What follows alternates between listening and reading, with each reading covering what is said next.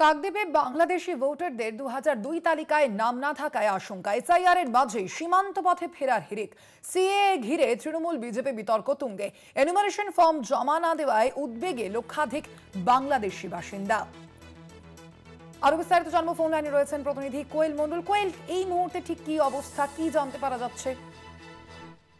একদমই দেখো, তুমি জানো যে রাজ্য জুড়ে এই মুহূর্তে এসআইআর এর কাজ সেটা পুরোদমে চলছে এবং বেশিরভাগ জায়গাতেই কিন্তু সেখানে এসআইআর এর যে এনুমারেশন ফর্ম বিতরণ সেগুলো শেষ হয়ে ফর্ম বিতরণ সেগুলো সম্পন্ন হয়েছে এবং ভোটাররা তাদের কাছ থেকে কিন্তু ফর্ম কালেকশনও করছে স্থানীয় বিএলওরা। এরকম পরিস্থিতিতে দেখা গিয়েছে যে প্রতিদিনই সীমান্ত দিয়ে বাংলাদেশে ফেরার হিড়িক অনুপ্রবেশকারীদের, কিন্তু দক্ষিণ 24 পরগনার কাকদ্বীপ বিধানসভা জুড়ে ছবিটা একেবারেই আলাদা।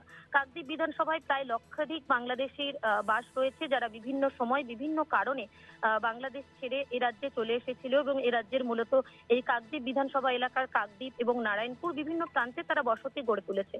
এদের অনেকের ভোটার কার্ডও হয়েছে সম্প্রতি, তবে এদের কারোরই এবং তাদের পূর্বপুরুষের কারোরই 2002 এর তালিকায় নাম নেই।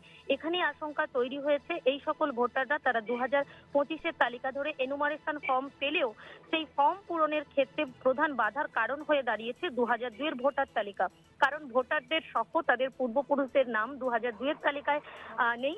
স্বাভাবিকভাবেই এই যে বাংলাদেশ থেকে চলে আসা নাগরিক এবং এখানকার বসতি বা স্থানীয় ভোটাররা, তাদের মধ্যে একটা আশঙ্কা সংশয় তৈরি হয়েছে। তবে অন্যান্য জায়গাতে 2002 এর তালিকায় নাম না থাকাকে কেন্দ্র করে যে সমস্ত বাংলাদেশি অনুপ্রবেশকারীরা তারা বাংলাদেশে ফিরে যাচ্ছে, সেখানে কিন্তু উল্টো ছবি।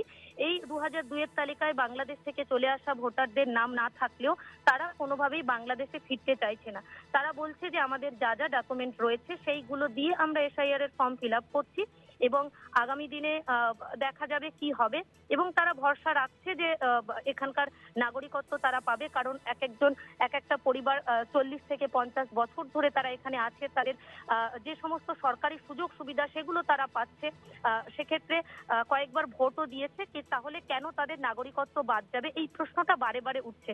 অন্যদিকে এই যে 2002 এর তালিকায় নাম না থাকা নিয়ে তৃণমূল এবং বিজেপির মধ্যে কিন্তু একটা বিতর্ক তৈরি হয়েছে। বিজেপি নেতৃত্বরা বলছে দলের তরফে সিএ সহায়তা কেন্দ্র খোলা হয়েছে, যাদের নাম 2002 এর তালিকায় নেই বা তাদের পূর্বপুরুষদের নাম নেই, সেক্ষেত্রে তারা নাগরিকত্ব পাওয়ার জন্য এই ক্যাম্পে আসবে, আবেদন করবে। প্রচুর মানুষ আবেদন করছেও। অন্যদিকে শাসক দল বলছে যে কোনো রকম ভাবে সিএতে আবেদন করা যাবে না, সিএতে আবেদন করলে বিপদ। শাসক দলের নেতৃত্বরা তারা বলছে আমরা বলবো যা নথি আছে তা দিয়ে আবেদন করুন, প্রয়োজনে দলীয় কর্মীদের সহায়তা নিন। তবে স্থানীয় বিএলওদের সঙ্গে আমরা কথা বলেছিলাম, তারাও একই কথা জানাচ্ছে যে যাদের ক্ষেত্রে নিজেদের এবং তাদের পূর্বপুরুষদের কারোরই নাম 2002 এর তালিকায় নেই, তাদের 2025 যে ভোটার তালিকা অনুযায়ী যা তথ্য রয়েছে কেবলমাত্র ফর্মে সেই কলামটাই ফিল আপ করে জমা দেবে।